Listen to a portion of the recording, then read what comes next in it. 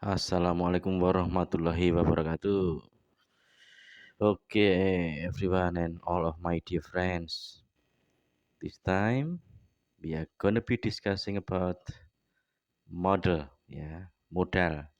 Bagaimana kita menggunakan modal both of in speaking and writing, gitu ya. Di materi pembelajaran bahasa Inggris saya tidak perlu menggunakan bahasa-bahasa yang susah, ya, dengan contoh yang tidak susah juga. Biar mudah dipahami, nggak perlu pakai judul-judul yang susah untuk bahasa Inggris apalah yang namanya itu inilah itu ya. Yang penting bisa dipahami. You can make your own practice in speaking, and when you face such kind of certain test in English bisa mengerjakannya berkaitan dengan materi yang saya sampaikan. Jadi kalau ada yang bisa dibikin mudah ya dibikin mudah, jangan dibikin susah gitu ya. Oke, yuk. Modal dan bagaimana kita menggunakannya dalam speaking dan writing bahasa Inggris. Modal. Saya beri definisi di situ ya. Kalau mau panjangnya ya modal itu kata kerja bantu ya. Kayak have has dalam bentuk perfect. Jadi modal ini fungsinya untuk menekankan makna atau arti kata kerja. Tujuan kata kerjanya itu apa? Dia penekan. Dan ingat yang di atas sendiri itu dilihat di panduan materi yang tak bikin. Mudah kok kalau diikuti, dipahami itu.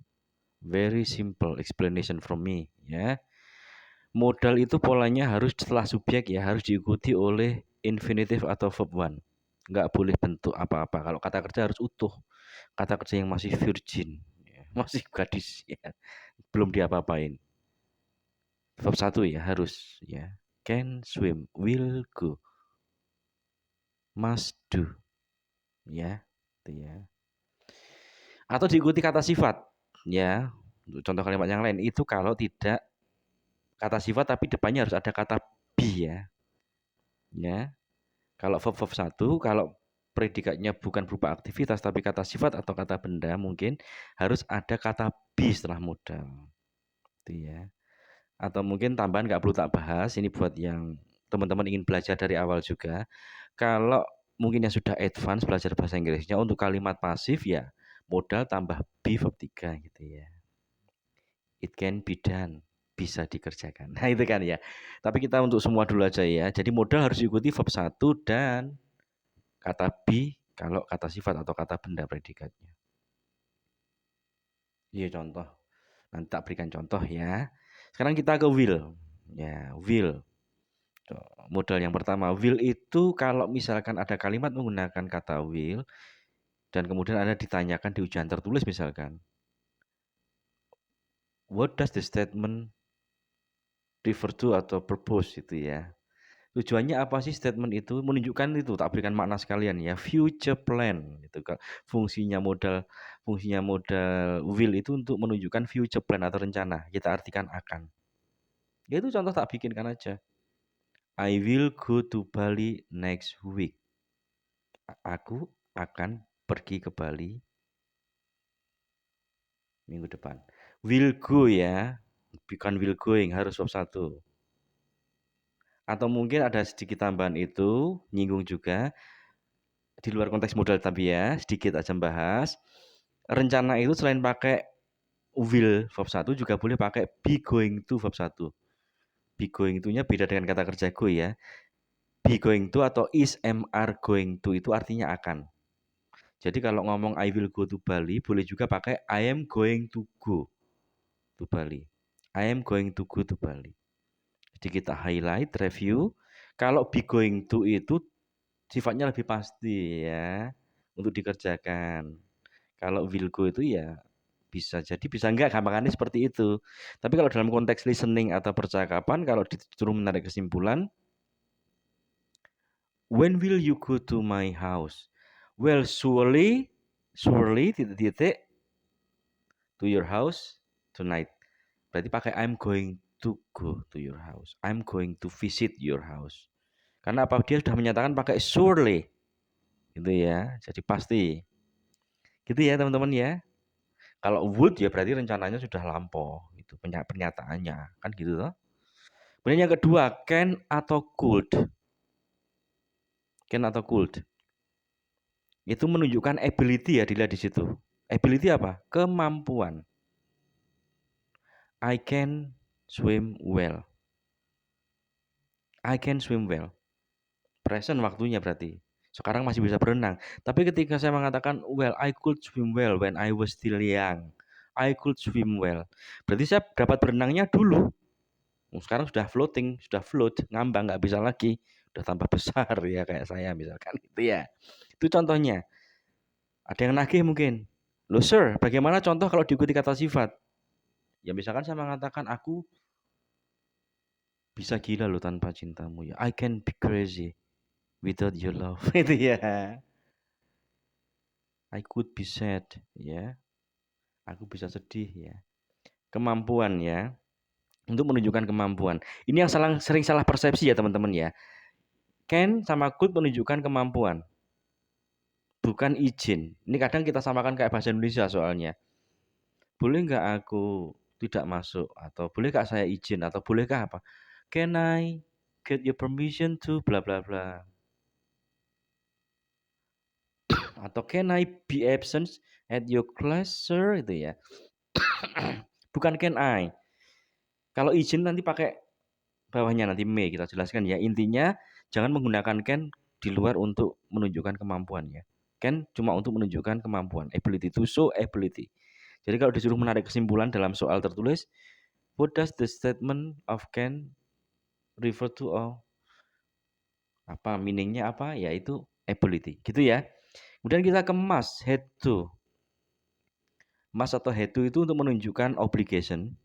Obligation itu apa? Mas, Mbak, teman-teman semua. What does the word obligation mean? Kewajiban ya. Jadi must itu bisa diartikan harus kalau kewajiban. Certainty ya, kepastian, konteksnya dilihat. Must bisa berarti pasti loh ya, selain dia harus. Atau prohibition, larangan. Kalau kalimatnya negatif. Dan kalau larangan bukan tidak pasti tapi tidak boleh. Bukan tidak harus tapi tidak boleh. Ya tinggal konteksnya yang mana. Must bisa berarti kewajiban, kepastian, atau larangan. Contohnya, apa contohnya yang tak bikin itu misalkan, ya I must go now atau yang lain. Yaitu aku harus pergi sekarang. Ya, itu contohnya. She must be crazy after listening to the news. Misalkan ya. Itu artinya dia pasti akan gila ya. Atau she must be crazy by doing that stupid thing. Dia pasti udah gila ya melakukan hal yang konyol itu ya. Must be crazy. Nggak pakai verb satu karena crazy kata sifat teman-teman ya. I must go now. Aku harus pergi sekarang. Atau kalau prohibition ya, you must not smoke here. Kamu nggak boleh merokok di sini. Nggak boleh itu ya. Oke. Kemudian contoh yang ke modal yang keempat. May, might. Nah ini tadi yang saya bilang. Kalau may sama might punya dua fungsi ya sebagai modal. Menunjukkan possibility. Apa? Kemungkinan. Berarti kita artikan mungkin. Atau permission, izin. Kita artikan boleh. Ya. Jadi fungsinya dua untuk menekankan makna kemungkinan atau izin. Boleh. Sama harus diikuti verb 1 atau be kata sifat atau kata benda. Ya. Contoh, kalau saya punya kalimat they may get lost in the forest. They may get lost in the forest. Itu artinya apa?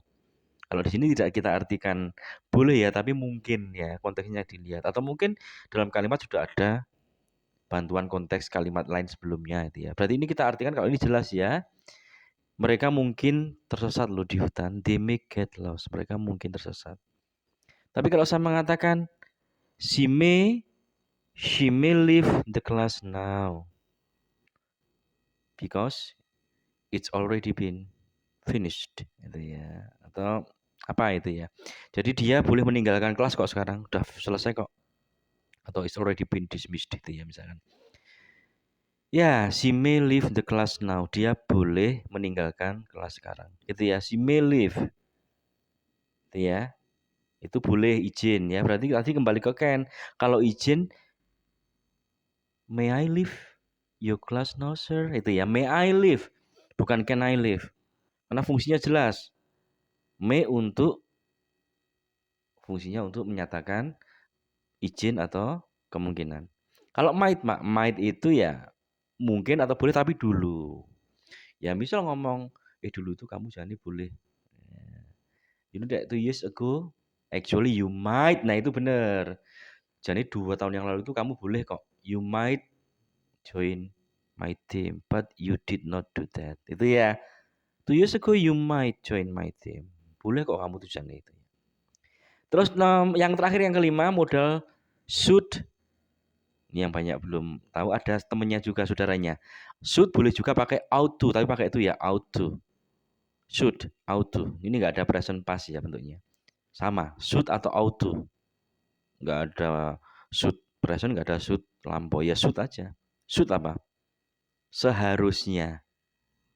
Digunakan untuk memberikan saran atau rekomendasi, suggestion ya. Kamu seharusnya gini.